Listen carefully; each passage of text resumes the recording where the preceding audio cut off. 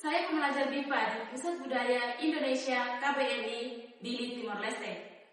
Motivasi saya mengikuti Festival Handai Indonesia ini yaitu tentunya saya ingin menemukan pengalaman baru. Dan saya juga teringat suatu kutipan indah dari Bapak Insinyur Soekarno yang sangat menginspirasi saya, yaitu bermimpilah setinggi langit. Jika kamu terjatuh, maka kamu akan terjatuh di antara bintang-bintang. Maka dari itu saya mempunyai impian agar suatu saat nanti saya bisa membanggakan negara saya Timor Leste, orang tua, teman-teman, dan guru-guru saya di Pusat Budaya Indonesia Gili yang sudah menunggu saya hingga berada di sini. Pidato yang akan saya bawakan ini membahas tentang kesetaraan pendidikan, dan dalam pidatonya juga saya menghimbau dan mengajak pemerintah, institusi, dan seluruh lapisan masyarakat untuk mendorong kebijakan inklusif dan menghapus diskriminasi dalam pendidikan. Baik Bapak, Ibu, dan hadirin sekalian yang saya banggakan. Sebelum saya memulai pidato ini, izinkan saya untuk menyampaikan sebuah pantun. Burung elang terbang menjulang, di langit biru melintasi hutan. Semangat belajar tak boleh hilang, untuk pendidikan penuh kesetaraan. Assalamualaikum warahmatullahi wabarakatuh. Shalom, Om Swastiastu, Namo Buddhaya, salam kebajikan dan salam sejahtera bagi kita semua. Puji syukur kita panjatkan kehadirat Tuhan Yang Maha Esa, karena atas nikmat dan rahmat-Nya kita semua dalam keadaan sehat dan dapat beraktivitas sebagaimana biasanya. Yang saya hormati Dewan Juri segenap panitia penyelenggara Festival Handai Indonesia dan semua sahabat BIPA dimanapun berada. Hadirin sekalian, kalau di Amerika ada Bon Jovi, maka di Indonesia ada grup band Niji. Salah satu lirik yang sangat berkesan bagi saya sampai detik ini, dan juga menjadi soundtrack bagi perjuangan anak-anak di pelosok Belitung Indonesia untuk sekolah. Salah satu penggalan liriknya seperti ini. Laskar Pelangi, takkan terikat waktu. Bebaskan mimpimu di angkasa, warnai bintang di jiwa. Hadirin sekalian, lirik ini bukan sekedar puitis, melainkan sebuah manifestasi perlawanan terhadap keterbatasan. Bebaskan mimpimu adalah hak setiap anak, baik ia lahir di gedung pencakar langit maupun di desa terpencil di pinggir kaki gunung.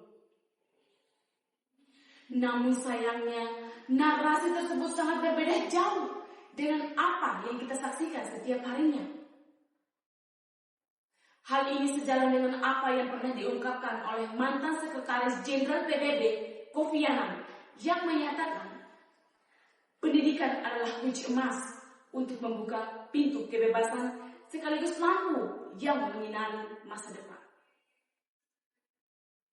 Namun, bagaimana gerbang kebebasan dan kunci masa depan bisa terbuka jika kunci tersebut sengaja disembunyikan oleh ratusan juta anak berpotensi? Hadirin sekalian, mari kita lihat data yang menunjukkan urgensi masalah ini. Menurut data resmi dari UNESCO, terdapat sekitar 273 juta anak dan remaja di seluruh dunia tidak bisa mengenyam bangku sekolah. Hal ini diperburuk oleh kemiskinan dan konflik bersenjata yang memaksa mereka untuk meninggalkan bangku sekolah demi bertahan hidup. Data tersebut bukan hanya sekedar deretan angka statistik, melainkan sebuah tragedi kemanusiaan yang menuntut kepedulian kita.